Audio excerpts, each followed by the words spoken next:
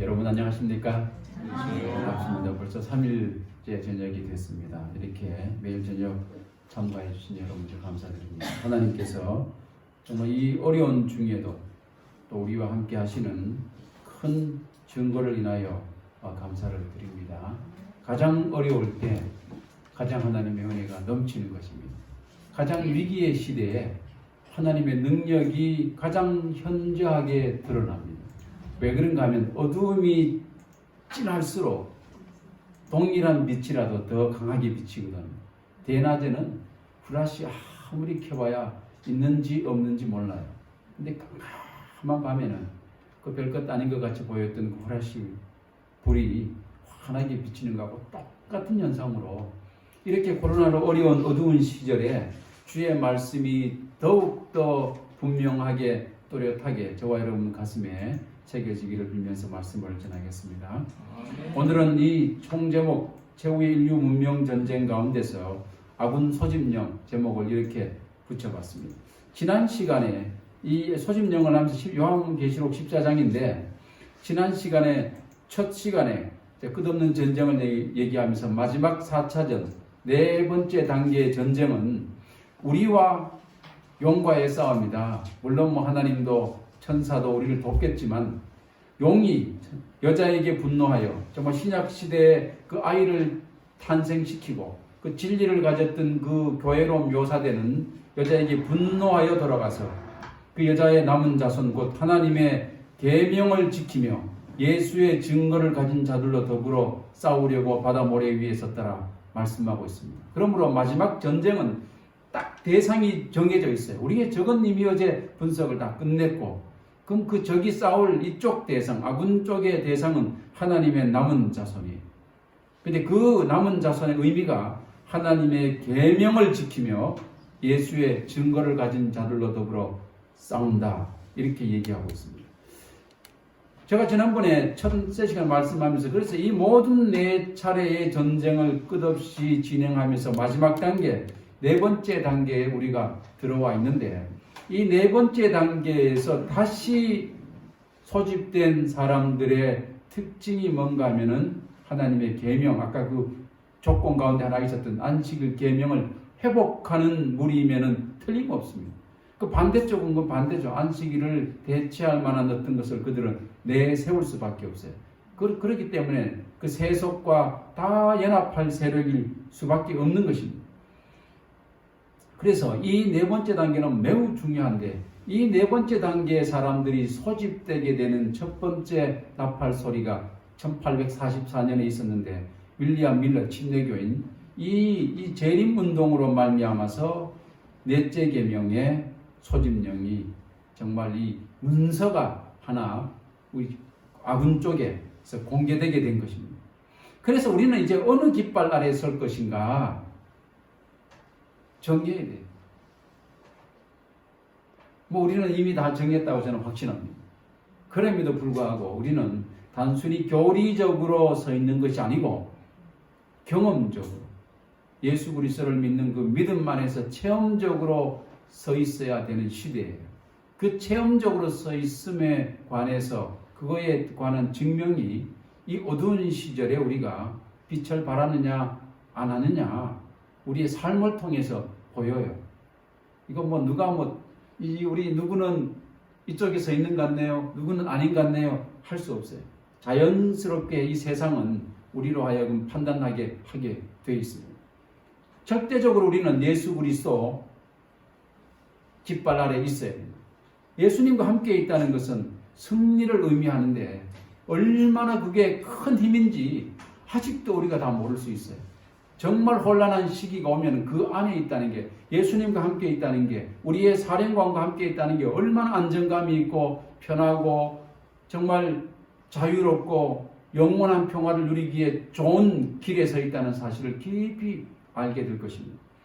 한 번은 우리 큰아이가 얘기한 게 기억납니다. 우리 아이들이 참 지금 수년 동안 방랑객기에 저희들과 함께 한 5, 6년 동안 지금 떠나 있는데 우리나라를 저희들과 함께 이렇게 해외 생활을 몇 년 하고 거기 가서도 방학이나 만나지 떨어져 있어가지고 잘 만나지도 잘 못했어요.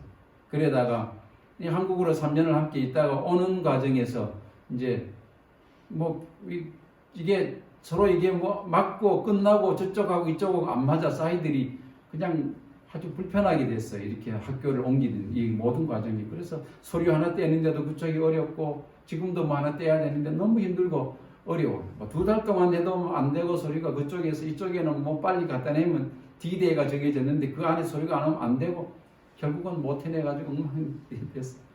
그러면서 다음 학교로 이렇게 어쨌든 이전 옮기는 과정 다른 판단으로 해서 플랜 B를 가동해가지고 옮기는 과정에서 공백이 생겼어요. 그래서 한국에서 귀국하자마자 보름 만에 그 공백 기간에 미국에 있는 사촌 언니들이 야, 뭐 한국에 있으면 여기 와라 이거 두 아이에게 티켓을 끊어 보냈어요. 그래서 아이들이 언니들이 있는 뉴욕으로 갔습니다. 온지 두 주 만에 아이들과 함께 2주를 살아본 적이 별로 없어요. 거기 있을 때도. 근데 이제 2주 동안 이제 함께 있고는 아이들을 보냈어요. 가가지고 그냥 놀지 말고 언니들 분명히 일할 테니까 너희들도 좋은 걸 하라 했더니 아이들이 가서 6개월 동안 뉴욕에 있으면서 뉴욕 케어라고 하는 곳에 자원봉사단체단에 들어가가지고 그동안에 참 요즘 시대에 태어나가지고 편안하게 살다가 정말 내가 이런 표현은 못 씁니다. 여러분들 앞에서 웃을지 아니면 목사님이 어떻게 그런 표현 씁니까 할지 몰라가지고 제가 못 쓰는데 앞에 동물 하나 있잖아요. 우리 굉장히 좋아하는 강아지. 그거를 다른 말 하나 있죠. 뒤에 고생자 붙이면 뭡니까? 둘째 아이가 가끔 전화하면 그래요. 아빠 막 해보지도 않은 거 한다는 거. 흑인들한테 가서 봉사하고 어떤 아동병원에 가서 하고 뭐 물건 어느 교회 가가지고 우리 교회에서도 안 하더니 그 무슨 침례교회 가가지고 그 구호 돕는 데 가가지고 같이 가가지고 뭐 물건 나르고 뭐 별거 다 해요. 뉴욕에. 그래가지고 6개월 만에 돌아온 뒤에 둘째 아이는 홍콩으로 가서 이제 1년 반 정도 마무리를 한 다음에 앤드류스로 가기 위해서 준비하고 있고, 큰 아이는 바로 카나다로 가서 이제 벌만 삼육대학에 가서 거기 있다가 1년 반 정도 거기서 하고 먼저 이제 미국 캐덜링 삼육대학으로 넘어가기 위해서 이렇게 공부를 했어요. 근데 이 코로나가 딱 생긴 거예요. 그래서 생각보다가 빨리 조금 왔어요. 학기를 다 안 마치고 빨리 이제 국경이 폐쇄되니까 그 전에 빨리 보냈어요. 그리고 이제 온라인으로 공부하고 방학이 끝나고도 지금도 온라인으로 해준다 해서 아이들이 온라인으로 하거든요. 6개월 동안 함께 있는데 지난 5, 6년 동안 가장 오랫동안 아이들하고 있어요. 너무 좋은 거예요.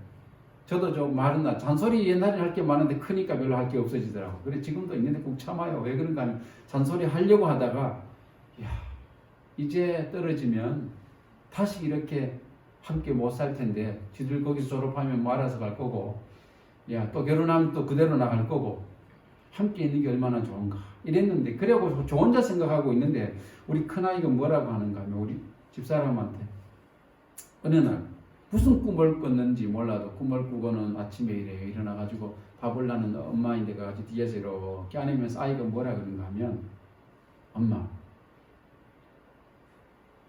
엄마가 있는 집이 너무 좋아 그런 거예요.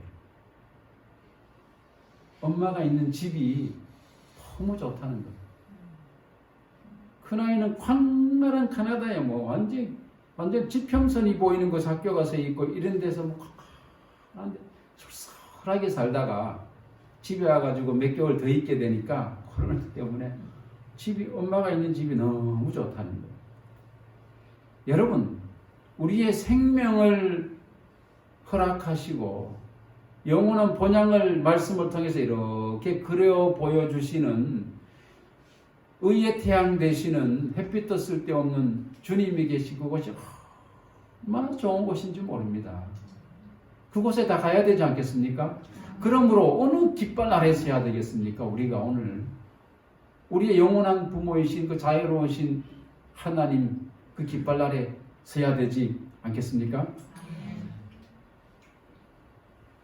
오늘은 그런 의미에서 지금 요한계시록 4장 그 네 번째 대쟁투 파트를 계속하고 있는데 저와 함께 이 부분을 계속하고 있습니다. 이 부분 가운데 계시록이라고 하는 습 가운데 이 대쟁투 동산이 있고 아까 그 네 번째 동산이 있고 그 중에 12장 4가지가 있고 13장 어제 했던 2가지가 있고 14장은 3가지가 있어요. 세 스토리로 되어 있다는 것입니다. 어떻게 되는가? 첫째 부분, 둘째 부분, 셋째 부분, 이걸 다 하나의 가지라고 제가 한번 묘사해 보는 겁니다. 첫째 부분은 토요일날 안식일에 제가 드릴 말씀이에요. 구원받은 14만 4천 명의 이야기가 있고, 둘째 부분은 6절부터 13절까지 세 천사의 기별로 알려진 천사 셋이 복음을 전하는 내용이 있고, 셋째 부분은 마지막 부분인데 14절로 20절 말씀, 또 다른 세 천사가 나옵니다. 여기는 예수님의 재림의 장면이 나오고, 예수님이 아주 예리한 낫으로 구원받을 자를 포도송이로 묘사돼서 거두는 장면이 나오고, 멸망당할 사람은 천사가 예리한 낫으로 거두는데 아주 그거는 정말 멸망당할 사람으로 거두게 돼 있어요. 오늘 이 세 천사 둘째 부분의 심판의 결과로 말미암는 사건이 결국은 구원이든지 심판이든지 죽음이든지 셋째 부분에 있는 것입니다. 이번 시리즈 안에 이것은 하지 않지만 기회가 되면 또 한번 있을지 모르겠습니다. 오늘 우리는 둘째 부분 중에 세 천사 기별, 그 중에 첫 번째 천사 하나님의 소집령에 관한 이야기를 제가 오늘 증거하도록 하겠습니다. 6절부터 보면, 또 보니 다른 천사가 공중에 날아가는데 땅에 거하는 자들 곧 여러 나라와 족속과 방언과 백성에게 전할 영원한 복음을 가졌더라. 그가 큰 음성으로 소집령을 내는데 가로되 하나님을 두려워하며 그에게 영광을 돌리라. 이는 그의 심판하실 시간이 이르렀음이니 하늘과 땅과 바다와 물들의 군원을 만드신 이를 경배하라 하더라 말씀하고 있습니다. 굉장히 중요한 말씀을 하셨죠. 여기서 하나님을 두려워하라는 이 말을 굉장히 사람들이 불편해해요. 근데 이 두려워한다는 말에 헬라의 원어를 깊이 들어가 보면은 본다는 말, 영어의 see죠. 본다는 것과 어원이 똑같습니다. 그러니까 하나님을 두려워하라는 것은 겁이 내가지고 폭군 하나님이기 때문에 두려워하라는 뜻이 아니고, 늘 하나님께서 우리를 본다, 보고 계시는 것처럼 행동하라, 그런 의미입니다. 내 홀로 있을 때라도, 아무도 있지 않을 때라도, 내가 무엇이든지 할 수 있는 그 순간에도 누구는 보고 계시다? 하나님은 보고 계시다. 하나님을 의식하고 살아가라는 뜻입니다. 그 의미가 두렵다는 말이지, 번역을 두렵다라고 해놔서 이게 자칫하면 오해하기 쉬워요. 늘 하나님이 보시는 것처럼 그렇게 하라. 그러면서 왜 그렇게 해야 되는가? 그의 심판하실 시간이 이르렀으니, 심판이 다가오니까 하늘과 땅과 바다와 물들의 근원을 만드시니 경배하라 하더라. 결론적으로는 그분을, 창조주를 경배하라고 말씀하고 있는 것입니다. 우리가 지난 13장을 통해서 어제 적군이 어떤 존재인지 대적이 완전히 파악을 했어요. 두 짐승이 나오는데 복합 짐승이라고 하는, 아주 다니엘서에 나오는 그 짐승들이 묶여진 짐승 하나하고 새끼양 같지만 용같이 얘기하는, 마귀처럼 얘기하는 이 두 존재 관계에 대해서 이미 설명이 다 됐습니다. 먼저 나온 짐승은, 복합 짐승은 교황권이고, 나중에 땅에서 올라오는 것은 미국이라는 사실을 이미 확인을 했습니다. 근데 미국이 먼저 나온 짐승의 모든 권세를 그 앞에서 행하는 것으로 봐서는 동업자 관계이긴 틀림없지만, 사실 종교적인 세력인 첫 번째 나온 교황권보다는 이 정치적인 세력인 미국이 훨씬 더 효과적으로 정말 활동할 것에 관한 예언입니다. 근데 누구를 위하여 활동하는가? 먼저 나온 짐승을 위하여 그가 훨씬 더 효과적인 수단을 가지고 활동할 수 있기 때문에 우리에게 직접적인 영향을 미칠 것입니다. 그러므로 둘째 짐승이 없으면 첫 번째 먼저 나온 짐승은 의외로 힘을 못 쓸 수가 있어요. 이것을 안 사단이 철저하게 이 둘을, 연합전선을 형성하는 내용이 어제 내용이었습니다. 그러면서 사단의 일요일을 경배하라, 이것으로 다 두 세력이, 종교 세력과 정치 세력이 연합하게 되어 있어요. 그 끈은 일요일이 됩니다. 왜 그런가 하면은 이 깃발날에 다 모이게 되는데, 일요일의 깃발날에 여기 보시면은 이렇게 되어 있어요. 신부서한집이라는 가톨릭 신부서한집이 이렇게 되어 있어요. 성경은 안식일을 기억하여 거룩히 지키라고 말한다. 그러나 천주교회는 말한다. 아니다. 나는 나의 신성한 권위로서 안식일을 폐하여 주일의 첫날을 거룩하게 지킬 것을 명한다. 아주 강하게 분명하게 얘기합니다. 보라, 전 문명 세계가 있어요. 지금 문명에 제가 충돌이라고 전쟁이라 얘기하고 있는 전 문명 세계가 거룩한 천주교의 명령을 공손히 굴복하여 복종한다. 이렇게 얘기하고 있습니다. 목표가 딱 정해져 있어요. 그러면서 다른 그들의 책에는 일요일은 우리의 표시, 깃발이라는 거예요. 우리의 딱 들려진 깃발 혹은 권위이다. 교회는 성경 위에 있으며 이 교회는 자신들이 교회겠지요. 그 아래에 있는 개신교도 마찬가지입니다. 교회는 성경 위에 있으며 안식일 준수를 일요일로 변경한 것이 그 사실의 증거이다. 어떻게 하면 교회가 성경보다 더 위에 있는가? 자신들의 교회가. 그 권위의 증거가 되는 것이 무엇인가 하면은 우리 봐라. 안식일에서 일요일로 바꾼 것이 성경보다가 교회가 더 위에 있다는 증거이다. 그러므로 다 누구를 따르라? 성경이 아니고 우리의 깃발 아래 오라. 성경은 안식일을 기억하여 거룩히 지키라고 하지만 아니다. 그쪽 깃발에 선 사람들 우리 깃발 아래로 다 오라는 사실을 분명하게 얘기하면서 이 사실은 이 두 세력이 결국은 이 목표를 향해서 전진해 나갈 것을 강력하게 그들이 이야기하고 있습니다. 이미 말씀드렸던 것처럼 어제 말씀인데 이 다니엘서에 있는 네 동물이 이 정치 세력 바벨론부터 로마까지 있는 이 모든 세력이 뭉쳐져서 가장 강력한 이 마지막 시대의 한 세력 계시록 13장의 복합짐승을 만들어내는데 용이 사단이 이 짐승에게 엄청난 권세를 주어서 42달 일할 권세를 받았다고 했어요. 42달은 우리가 아는 것처럼 연일 원칙에 의해서 1260년 아닙니까? 민수기 14장 34절로 에스겔서 4장 6절 이렇게 되어 있습니다. 근데 42달 무슨 일을 할 권세를 받았느냐 이거예요. 많은 경우에 우리는 이것이 1260년이라는 것을 증명하기 위해서 과거에는 많은 시간을 할애했었어요. 이제는 웬만한 모든 성경학자들이 이견이 없어요. 근데 무슨 일할 권세를 받았는가? 무슨 트레이닝을 강하게 받았는가 하는 거예요. 1260년 동안 약 12세기 동안 1200년 동안 우리가 36년 동안 일본의 지배를 받고도 그 잔재가 아직도 너무나 많이 남아있는 게 많아요. 아직도 어르신들 자기도 모르게 뺀떠라는 말 쓸 수 있습니다. 바리깡이라는 말 가끔 쓸 수도 있어요. 자기도 모르게 툭 나올 때는. 어디서 뭐 36년의 영향이에요. 근데 1200년 동안 영향을 받고 트레이닝을 받으면 어떻게 될까요? 만일 우리가 1200년 동안 제가 3년 동안 과거에 살던 것이 스페인에 360년 동안 지배를 받았던 필리핀이었습니다.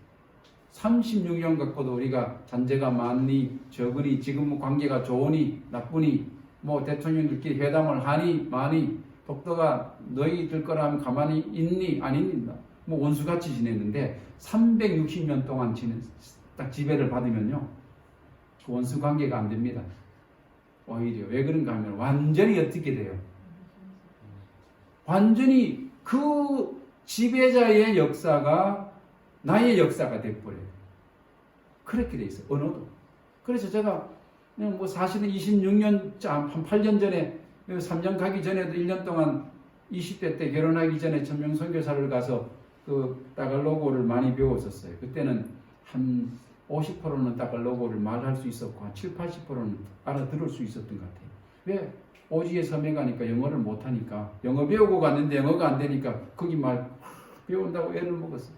근데 큰 배우고 났더니 나중에 우연히 이번에 마닐라에 살 때 우리는 이제 인터내셔널 교회니까 우리 이렇게 앉아 계시면 60%는 외국인들이 있고 교회 40%는 한국 사람들이 있어요.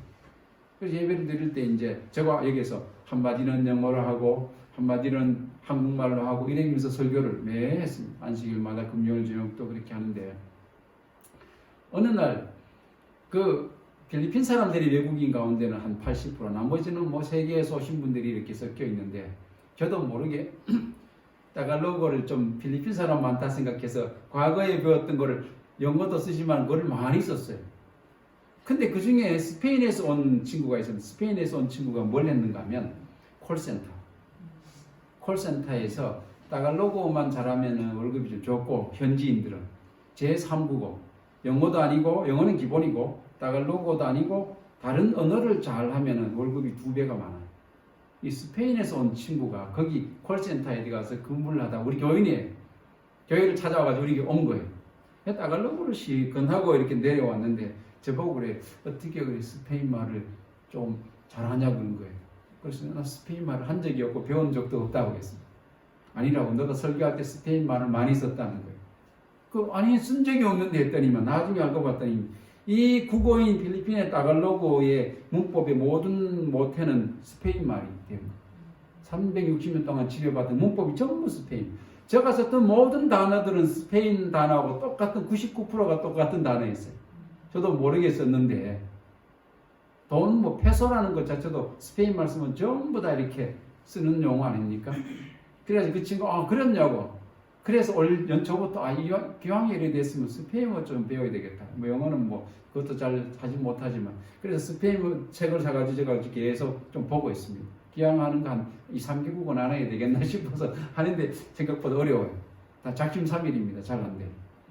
영향력이라는 것은 굉장히 무서워요. 내게 돼버리는 거예요. 아주 오래되면.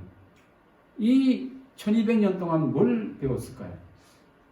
한때, 두때, 반때, 1200년 동안 538년부터 시작해가지고 1798년까지 42달, 42달 이 정말 이 건세를 받은 짐승 우리의 적이죠.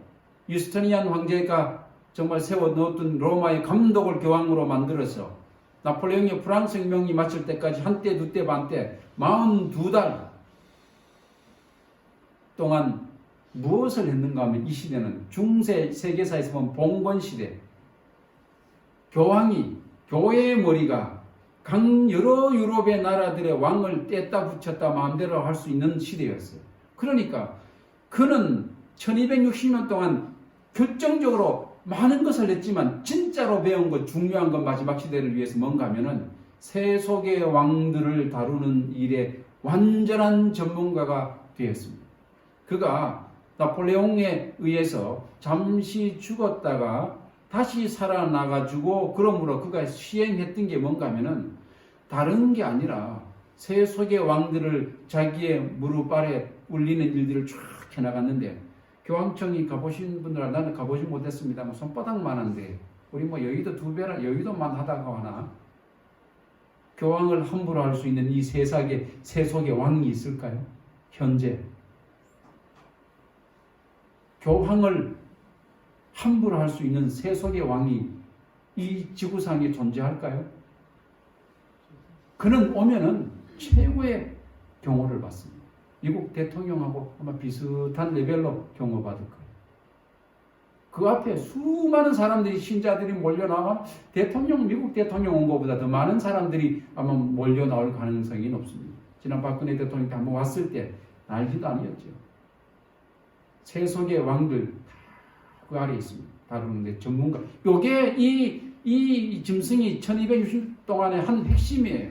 뭐 마리아를 숭배하는 문제, 그 외에 뭐 각종 이교의 것을 집어넣는 것은 이거는 뭐 아주 그 두 번째 이야기고 가장 중요한 것은 이 세상의 정치 세력을 자신의 손아귀에 다 집어넣는데 완전한 전문가라는 사실을 그것을 배웠다는 사실을 1200년 동안 36년도 아니고 360년도 아니고 1200년 동안 1260년 동안 배웠다는 사실을 기억하시기 바랍니다. 그러므로 이 세상에 존재하는 모든 국가들은 그의 아래로 들어갈 수밖에 없게 돼 있어요. 이겨낼 수 없습니다. 왜 그런가 하면 사단이 그에게 그러한 굉장한 기술력을 줬기 때문에 힘을 줬기 때문에 그래요. 힘을 줬다는 것은 그거를 준 것을 의미해요. 많은 분들이 뭐 마리아 숭배를 얘기하고 뭘 얘기하고 이런 거는 사실은 우리도 우리 마음대로 교리를 27개에서 28개로 바꾸고 하는 걸 그냥 내부적으로 하는 거예요. 어려운 게 아닙니다. 거기에 포커스를 맞추는 분들이 굉장히 많은데 아니에요. 이 세력이 무서운 것은 이 복합 짐승이 세상의 모든 정치 최고 권력자들을 자신의 무릎 아래 꿇릴 수 있는 이 능력, 사단에게서부터 배운 능력, 하와를 꿰려고 했던 능력도 바로 그 포인트 아닙니까? 내가 이것을 먹는 날에는 내 눈이 밝아 누구같이 된다 했습니다. 하나님같이 된다. 그 권세력, 그들을 꿀리고 자기 안에 들려고 했던 이 기술력을 배운 것이 가장 무서운 것입니다. 그래서 우리는 이 주의를 해야 돼요. 우리에게는 굉장한 신념이 그러므로 필요합니다. 이 신념을 이겨내야 돼요. 그 신념을. 마윈이 그랬어요. 그 유명한 알리바바 그룹의 CEO, 최고 경영자인 마윈이 뭐라고 했는가 하면 사람을 가장 다르게 특징 짓는 것은 사명감과 가치관이다. 곧 신념이다. 그랬어요. 우리가 다른 모든 세력과 다른 존재라고 한다면 우리가 이 땅에 존재하는 모든 교회와 재림교회가 다른 교회라고 한다면 뭐가 달라야 되는가 하면 전혀 다른 사명감과 절대적인 우리 이 신앙을 가진 가치관, 우리만의 강력한 신념인 것입니다. 그것이 다른 거지 다른 게 아니에요. 굉장히 중요해요. 근데 이 마윈이 이런 얘기를 하면서 한 사람을 한때 그의 책에서 소개하는 걸 봤어요. 이번에 책을 한 2억 권 읽으면서 야, 이 중국인들인데 중국사 대단한 사람이라는 생각을 제가 하겠습니다. 이 사람의 오른팔이 누구였는가 하면 차이충신이라는 사람이에요. 전 알리바바 그룹의 재무 CFO라고 하죠. 최고 경영자는 CEO라고 합니다. 근데 현 NBA, 미국의 NBA 프로농구 구단주이기도 해요. 현재는. 근데 이 사람이 1964년 대만에서 출생했어요. 근데 국적은 캐나다 국적 가지고 있고 아주 똑똑한 아주 이 두뇌가 명석한 사람입니다.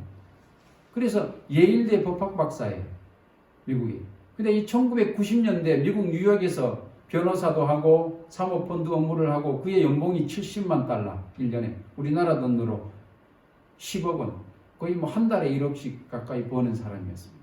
그래서 그 이후에는 홍콩에서 스웨덴계 벤처캐피탈 아시아 지역 총괄 담당을 하면서 이거보다 더 많은 연봉을 받았는데 이 사람이 1999년 5월에 앞에 있던 마윈을 만나서 우연히 식사를 하게 돼요. 근데 그때 마윈은 어떤 상태였는가 하면은 사업을 여러 개 시작했다가 초기에 완전히 망해가지고 의기소침하면서 그러나 비전은 가지고 있었던 사람입니다. 이 차이충신을 딱 만났어요. 마윈과 식사를 하면서 대화를 딱 나눠봤습니다. 와, 이 사람이 실패했다고 하는데 내가 이 사람이 가만히 보니까 재무제표, 이 경영에 대해서 잘 모르는구만. 마윈은 영문학과 출신이거든요. 영어를 잘하고 영어 선생님이었던 사람이에요. 그래서 이 사람이 가진 비전은 너무 좋은데 이 돈을 만질 줄 모르는 거예요. 마윈이 보니까. 그래서 야, 이 사람이 뭐라 했는가? 아, 마윈 선생님 상당히 당신의 비전이 큰 것 같습니다. 아주 너무 흥미를 가지고 접근하니까 마윈이 던졌어요. 농담삼아. 그럼 내 밑에 와서 일할래요. 그랬어. 그러면서 제시한 월급이 10만 원이었습니다. 500위안.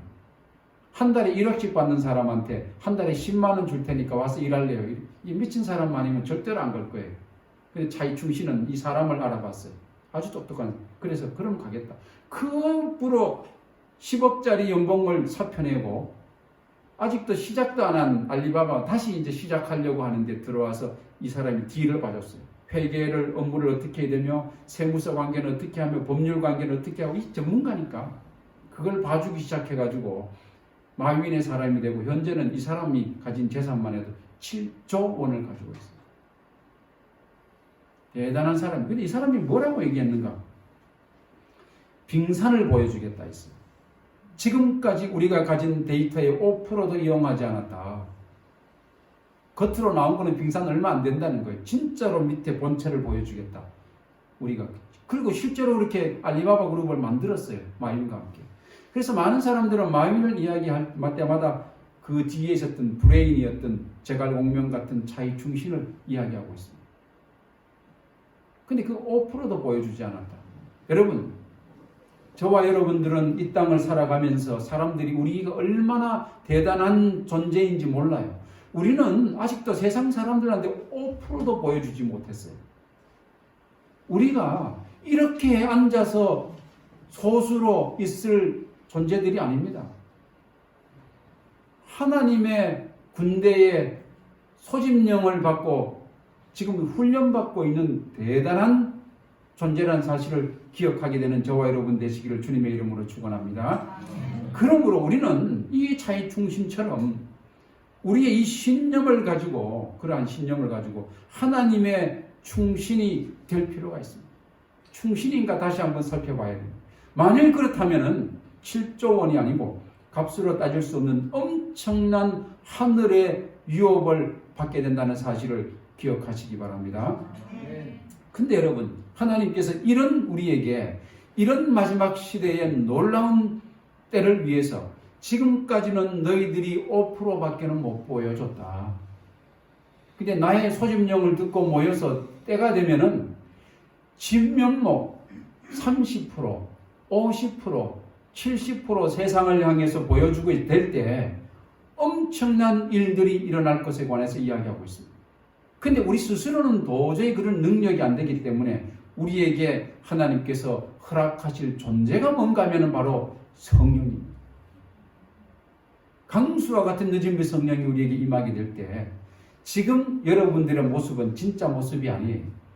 그때 정말로 이 무엇으로 형언할 수 없는 능력으로 세상 앞에 드러나게 될 때 그때 여러분들이 10%, 30% 사람에 따라서 달란트에 따라서 정말 다 드러나게 될지 모르겠습니다. 근데 하나님께서 그 일을 위해서 우리에게 소집령을 이 첫 번째 천사를 통해서 보냈는데 창조주의 창조의 기념일을 경배하라. 하늘과 땅과 바다와 물들의 근원을 만드신 이를 경배하라 하면서 우리를 부르고 있습니다. 창조주를 기념해서 그날을 소집령의 가장 중요한 하나의 정말 그 문서처럼 해서 우리에게 보낸 것입니다. 그게 우리가 다 부름받아 나온 사람들이 더 많은 사람들을 불러내야 되는 것입니다. 하늘과 땅과 바다와 물들의 근원을 만드신 그를 경배해야 되는데 창세기 2장 1절로 3절에 보면 천지와 만물이 다 이루니라. 하나님이 지으시던 일이 일곱째 날이 이를 때 마치니 그 지으시던 일이 다음으로 일곱째 날에 안식하시니라. 하나님이 일곱째 날에 복을 주사 거룩하게 하셨으니 이는 하나님이 그 창조하시며 만드시던 모든 일을 마치시고 이날에 안식하였음이더라 하는 이 창세기에 가장 중요했던 메시지를 마지막 소집령에 다시 집어넣어서 이 기회를 듣는 사람은 다 주 앞으로 나오라. 이 깃발 아래로 모이라. 그 교회 아래 나오라 말씀하고 있는 것입니다. 모세를 통해서도 주님께서 말씀하셨어요. 모세와 무슨 말을 하셨는가? 소위 출애굽기 20장 8절로 11절 말씀에 안식일을 기억하여 거룩히 지키라 했어.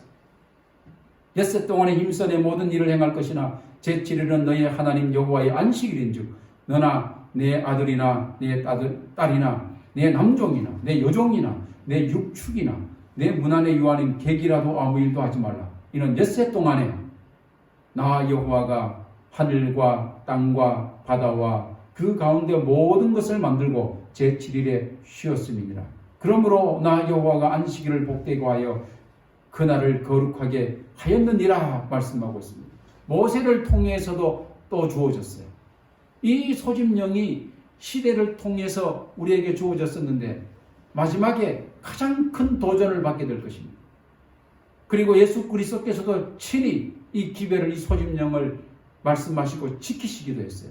마태복음 12장 8절에 인자는 안식일의 주인이니라 하시며 마가복음 2장 28절에도 이러므로 인자는 안식일에도 주인이다. 누가복음 6장 5절에도 또 가라사대 인자는 안식일의 주인이니라. 안식일이 얼마나 중요하고 그것을 누가 관리하고 누가 통제하고 누가 깃발을 들고 있는지에 관해서 주인이 누군가에 관해서 이 소집령은 분명하게 우리에게 이야기하고 있습니다. 다 창조의 기념일을 경배하라. 그날의 주인은 나다. 창조주이다. 선언하고 있는 거예요.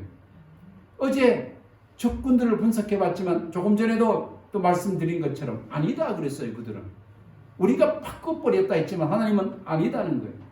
그 깃발 아래로 몰려가지 말라 말씀하고 있는 것입니다. 하나님께서 분명하게 말씀하셨어요. 안식일. 그날은 영원한 기념일이다. 예수께서 그 자라나신 곳 나사렛에서 이르사 안식일에 자기 규례대로 하나님께서 주셨기 때문에, 본인이 주셨기 때문에 자기 규례대로 회당에 들어가서 성경을 읽으려고 서심해 누가복음 4장 16절에 말씀하고 있지 않습니까? 한 번도 이 소집령이 변경된 적이 없어요. 첫 번째 천사가 마지막으로 증거하기 그 이전에라도 제자들은 어떻게 했는가? 사도 바울과 동일합니다. 저희는 버가로부터 지나 비시디 안디옥에 이르러 안식일의 회당에 들어가서 앉으니라 말씀하고 있습니다. 이 말씀 저 뒤쪽에 보면은 시간이 많이 가기 때문에 더 읽지 않습니다만 그 다음 안식일에도 다시 말씀을 전해달라고 요청을 받고 바울이 그 다음 안식일에도 또 말씀을 전하는데 그때는 성에 거의 다가 모였더라 기록하고 있습니다. 사도행전. 성경을 보시는 분들 어디 계시든지 간에 확인해 보십시오. 사도행전을 13장부터 18장에 이르는 그 많은 곳을 통해서 보면은 바울 제자들도 안식일을 철저히 지켰습니다. 창조주의 기념일을 경비하면서 그 깃발날에 모였다가 이 세상을 마감한 사람들입니다. 모든 대대로 그렇게 했던 것입니다. 그러므로 오늘 어느 쪽에 쓸 것인가? 어느 깃발날에 우리가 쓸 것인가? 소집령은 선택을 요구하고 있습니다. 성경이 이야기하는 안식일에 쓸 것인가? 아니면 첫 번째 짐승과 두 번째 짐승과 그를 따르는 수많은 사람들이 서 있는 곳에 설 것인가? 어느 깃발날에 쓸 것인가? 틀림없이 저쪽은 이미 선전포고를 냈어요. 아니라고 했어요. 그쪽은. 우리가 변경하였으므로 그 변경한 것은 교회가 성경보다 더 위에 있다는 권위를 증명하는 것이라고 하면서 아주 노골적으로 소집령을 그쪽에서 내려서 한판 바다 모래에서 싸우기 위해서 양측 간의 소집령을 내린 것이 이 계시록 14장에 있는 이 기별인 것입니다. 12절로부터. 그래서 우리는 그것을 대쟁투라고 얘기하고 있어요. 끝없는 전쟁 가운데서 결정적 소집령이 곧 마지막에 내린 것입니다. 우리가 바르게 가고 있는 것입니까? 우리의 길과 하나님 길이 일치한가요? 아니면 그들의 길과 하나님의 길이 일치합니까? 그들도 성경은 보는데 하나님께서 이런 말씀을 던져준 적이 있습니다. 여호와의 말씀에 내 생각과 너희 생각은 다르며 내 길과 너희 길과 달라서 했어요. 길은 달라서 했어요. 엄청난 분들이, 수많은 분들이 바르게 길을 가고 있다고 생각하고 있습니다. 근데 너무나 많은 사람들이 모르고 가고 있는 사람들도 많아요. 내일 대적 방송을 통해서 그들을 불러내야 돼요. 알고도 가는 분들은 어찌할 수 없어도 모르고 가는 분들은 불러내야 돼요. 우리는 바르게 가고 있는가? 자문해보는 저와 여러분 되시기를 주님의 이름으로 축원합니다. 제가 2004년도와 2009년도 미국 위스콘신에서 패스파인더 캠퍼리가 있어서 갔었어요. 2009년에 4년에 갔을 때는 정신이 없어서 그냥 어떻게 다녀온지 몰랐어요. 2009년에 가면서 내가 이번 주는 두 번째니까 잘 계획해서 아주 유익하게 보내고 오리라 했습니다. 그 위스콘신이 보면 시카고라고 하는 큰 도시 동쪽으로 약간 치우쳐가지고 미국에서 약간 이렇게 있어요. 그 시카고 위쪽에 보면 위스콘신주가 있는데 일리노이주고 시카고는 거기에서 이제 캠퍼리를 이렇게 했어요. 근데 이때 2009년에 갈 때는 제가 뭘 좋아했는가 하면 조깅을 굉장히 좋아했었어요. 보통 뭐 10km도 한번 나가보고 하프 코스도 한번 뛰어보고 뭐 이렇게 했었어요. 그래서 거기 가서도 뛰어야지 했는데 여러분 이 위스콘신하고 미네소타의 특징이 뭔가 하면 미국의 대평원 지대입니다. 지평선이 보여요. 그래서 목축업을 굉장히 풀이 많이 자라고. 근데 여기는 일찍이 저 지역은 유럽에서 독일계 백인들이 들어와서 다 목축업을 하면서 목축업 유제품들, 치즈. 미국에서 제일 유명한 치즈는 전부 저쪽 동네에서 생산되는 겁니다. 그래서 목축업을 아주 많이 해서 뭐 가도 끝이 없어요. 그래서 거기 조깅을 하는데 미국에 가보시면은 어디가 어딘지는 몰라요. 한참 뛰어가다 보면 사거리가 몇 개 지나가고 나면 이게 길을 잃습니다. 그래서 한 번은 하루는 조깅을 하다가 길을 잃어버렸어요. 아니 그 밭이 그 밭 같고 그 길이 그 길 같은데 돌아갈 수가 있어야죠. 아주 진땀을 빼고 애를 먹고 있었어요. 그래가지고 죽을 고생해가지고 이제 어떻게 해가지고 찾아왔는데 띵거리는 1시간, 길 찾기 위해서 헤맨거리는 5시간. 그래가지고 그 다음날 이제 뭐 이렇게 씨앗이라도 이렇게 뿌리면서 갈 수도 없고 그만한 양도 없고 단단히 이제 기억을 잘했다고 이렇게 있는데 그 얘기를 제가 캠포르 중에 거기서 만난 미국에 있는 우리 UCLA 유명한 대학이 있습니다. 거기에 근무하는 그 미국인 교인이 옆에 이렇게 있길래 내가 길 잃은 얘기를 했더니 어이 그러냐고 자기도 조깅을 굉장히 좋아한다고 하는 거예요. 그럼 내일 아침에 같이 가자. 그래서 저는 이래 생각했어요. 이 사람은 미국인이니까 길 잘 찾겠지. 그래가지고 그 다음날 이 친구하고 둘이 조깅을 했어요. 그럼 잘 뛰더라고. 그래 같이 누가 둘이 뛰니까 이제 경쟁이 있으니까 더 빨리 뛰었어. 좀 이리저리 막 뛰고 나니까 찾아오려고 했는데 앞장서 있더니만 길 모르겠다는 거예요. 가이드를 잘못 만났습니다. 그날 7시간 만에 돌아왔어요. 둘이 하루 종일 애를 먹은 거예요. 그 다음날 뛰러 나갈 때는 자기가 방법이 있다는 거예요. 걱정하지 말라는 거예요. 그래서 왜 걱정하지 말라는가 하니까 가만히 보니 이 친구 혼자 온 게 아니에요. 강아지를 한 마리 데려온 거예요. 말을 얼마나 잘 듣고 잘 뛰는지 사람은 못 따라가는 만큼. 그래서 이 강아지를 앞세운 다음에 조깅을 저렇게 갈 만큼 간 뒤에 이제 돌아갑시다. 1시간 뛰었으니까 돌아가는데 1시간 좀 걸리게 돌아가자 해가지고 했는데 강아지를 앞장 딱 세웠어요. 그래서 이 친구가 오기 전부터 뭐 냄새를 맡게 해요. 저쪽에 거기 있는 거. 그 다음에 던져놓고 돌아가면서 뭐라고 합니다. 해피를 합시다. 해피. 너 그 냄새 스멜 알지? 그거 파인. 뭐 어떻게 딱 하니까 걔가 왈왈 짖더니만은 딱 쳐다보더니만 바보같이. 이런 느낌이 있더니만 앞에 막 뛰어가는 거예요. 그래서 우리도 그 강아지를 딱 뛰어갔습니다. 강아지 잘 뛰니까 막 따라갔는데 1시간 갔잖아요. 돌아올 때 45분 만에 돌아왔습니다. 그래서 두 명이 두어면서 그랬어요. 우리 걔만도 못하다. 길을 잃을 수밖에 없는 똑똑한 인간이 어디로 가야 될지, 누구에게로 가야 될지 의외로 인간들이 모른다는 사실을 알게 됐습니다. 여러분 아는 것 같지만 어느 깃발 아래로 달려가고 있는지 우리도 잘 몰라요. 어느 깃발 아래 최후 소집령에 달려가야 되겠습니까? 어느 깃발에? 자명하지 않습니까? 강아지보다는 나아야 되지 않겠습니까? 적어도 우리가 어디로 가야 될지, 주인이 뭐라고 하는지, 어디로 가라고 하는지, 어디로 오라고 하는지 정확하게 알고 그 깃발 아래 가서 딱 서야 되지 않겠습니까? 우리의 주인은 실패함이 없고 지지 않는 주인이고 이미 승리를 보장해 놓은 상태로 우리를 소집하고 있는 것입니다. 이 소집령에 응하게 되는 저와 여러분 되시기를 빌겠습니다. 하늘과 땅과 바다와 물들의 근원을 만드신 이를 경배하라 하더라. 이 부름에 응하게 되는 저와 여러분 되시기를 빌면서 말씀을 마치겠습니다.